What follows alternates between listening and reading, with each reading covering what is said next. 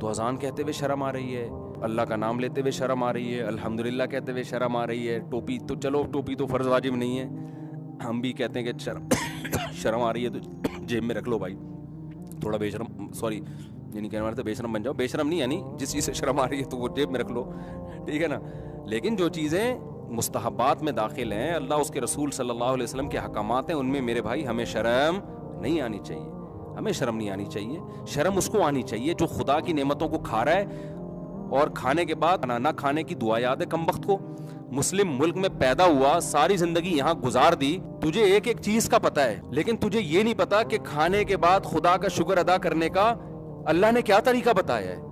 دعائیں یاد نہیں ہوتی لوگوں کو, چلو عربی مشکل ہے, اردو میں یاد کر لو. تمام تعریفیں اس اللہ کے لیے جس نے ہمیں کھلایا, جس نے ہمیں پلایا اور ہمیں اس نے مسلم بنایا. عربی میں نہیں آتی, اردو میں یاد کر لو. تو اللہ چاہتے ہیں بھائی یہ علم آپ کو خدا